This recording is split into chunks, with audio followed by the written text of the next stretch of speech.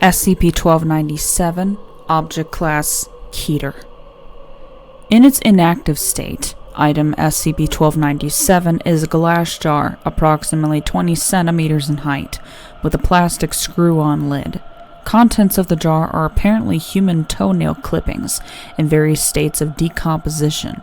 The precise volume of the item, as well as the number, age, and composition of the clippings, cannot be determined due to the item's anomalous properties. Anytime a toenail clipping is removed from the jar, SCP-1297 will project a unique temporal displacement field. During experimental trials and breach attempts, it has been determined that the difference between the year recorded within the anomaly and the year recorded by observers outside the anomaly, hereafter delta T, increases both with duration of activity and number of clippings removed from SCP-1297. The active radius of the anomaly also increases by the same criteria. At initial manifestation, SCP-1297's active radius is 0.5 meters, with a delta T equal to 10 years. This will increase by a radius of 0.5 meters and delta T of 10 years per hour of clipping. Countering this effect requires the return of the original toenail clippings to SCP-1297. Each clipping returned is capable of reversing both the increase in radius and the delta T for which it is responsible.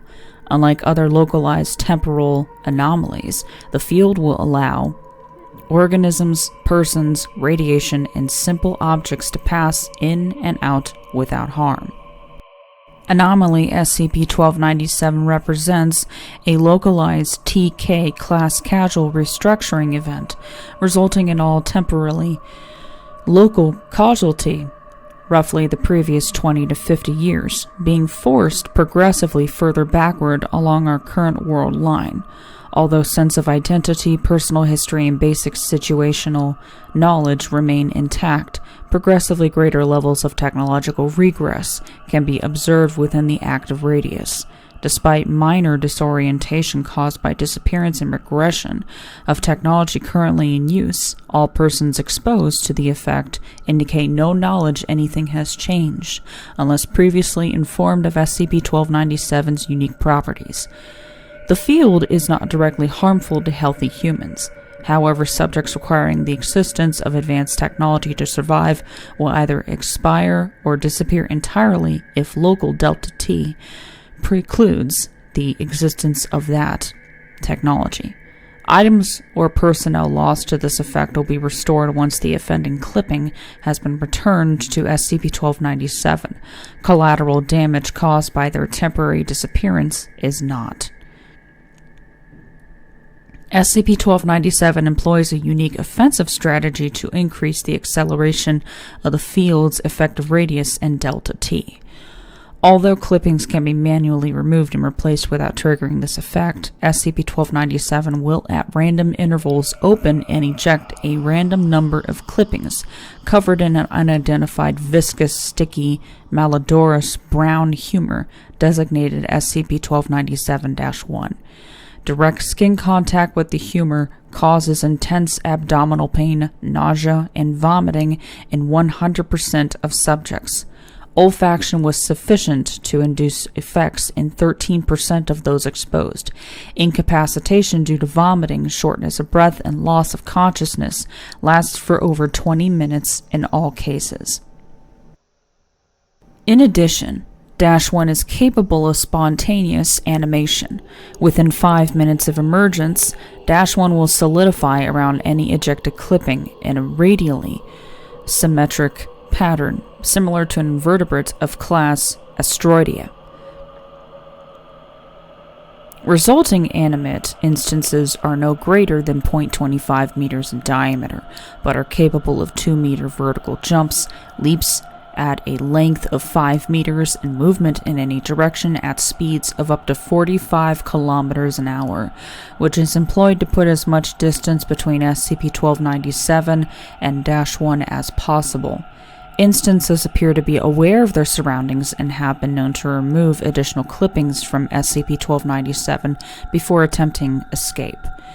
Entities similar to -1 have been observed in relation to the SCP-3109 anomaly. Addendum 1297-1. Containment Notes. Early containment efforts assumed item SCP-1297 to be non-sentient and were focused primarily upon preventing the emergence and manifestation of -1. Automated containment using slope floors, pneumatic rams, liquid nitrogen spray, etc. have proven not only ineffective but shown to increase both frequency and volume of manifestation events. Methods of permanent containment attempted also have proven insufficient, up to and including casting that item in an 80 by 80 by 80 centimeter block of solid structural steel. Although SCP-1297 remained inactive for 4 years prior to breach, the ensuing manifestation of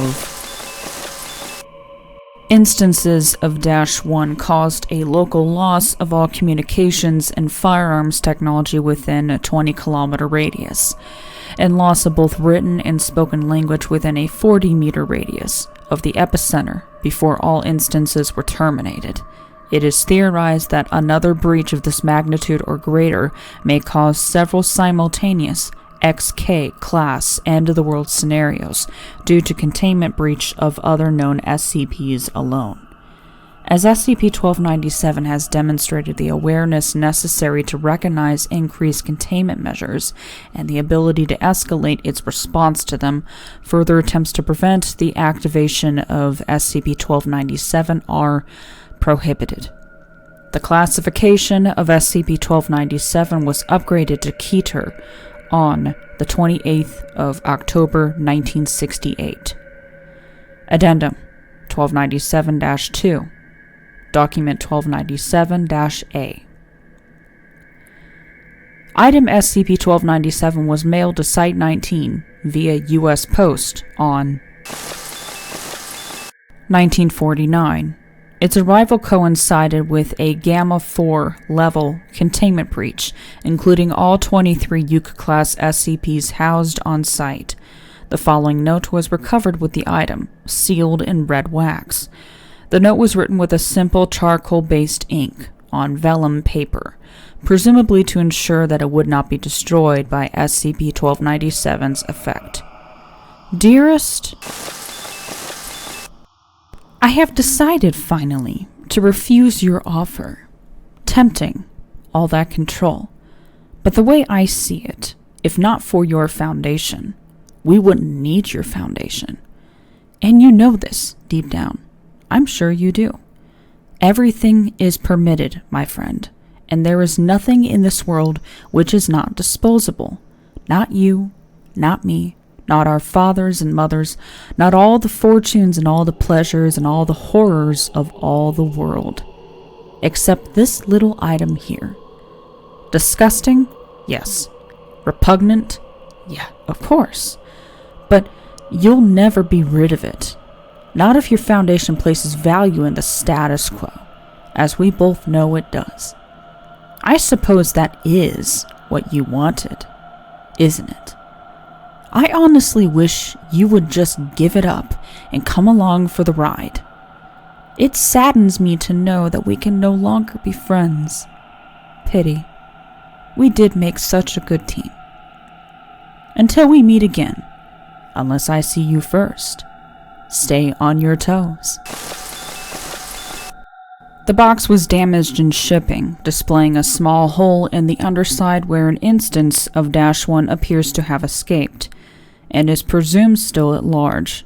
A postmark on the upper face listed a date of 2049, suggesting a maximum delta T per -1 of 100 years. Subsequent tests on the packaging confirm that it remains unaffected by anomaly SCP-1297. Efforts to understand and reproduce this immunity are ongoing. Footnotes 1. Known configurations during periods of activity include a glass-top storage jar with metal clasp, a red ceramic pot, a wicker basket, and a small circle of stones inscribed with an unknown runic language. 2. Although a maximum delta T equal to 100 years per clipping has been established, the radius of effect has no known limit and will continue to expand indefinitely so long as at least one clipping remains outside of SCP-1297. 3. The effect includes, but is not limited to, weapons, armor, photography, fashion, language, political climate, and medicine. 4. Intervals range from 4 hours to 4 years. The most common interval is approximately 90 days. 5. Number of instances ranges from 2 to with a mean of 27 instances. Special Containment Procedures. By order of the Temporal Anomalies Department, item SCP-1297 is contained in the center of a 10 by 10 by 5 meter reinforced concrete enclosure with one bulkhead door accessible via the east wall at floor level. The room is lit with natural gas torches, and standard safety protocol for gas leaks and lighting failure is to be upheld at all times. A steel catwalk is suspended from the ceiling and west walls, 2 meters from the floor, with bulkhead entrances on the north and south walls. At least 50 guards are to remain on site at all times in event of attempted breach, with no fewer than 5 security personnel stationed on the catwalk at all times. No electrical systems are to be employed in the surveillance or containment of SCP-1297. Personnel who have been artificially augmented or repaired in any way, pacemakers, replaced organs, bones, joints, ocular implants, etc., are disqualified from working with SCP-1297. Security personnel are to receive supplemental training on the use of antique firearms and ancient melee weaponry prior to arrival on containment site. No effort is to be made to prevent SCP-1297-1 manifestation events. See Addendum 1297-1. But all instances are to be terminated on site using whatever means remain available. Immediately following termination of all active -1 instances, remains are to be searched for their initiating object, precisely one toenail clipping, which is to be returned to SCP-1297 immediately. Personnel assigned to this task must wear gloves to prevent skin contact. Under no circumstances should SCP-1297 be transported by air, nor should it be allowed within 40 kilometers of the nearest population center of 500 persons or more.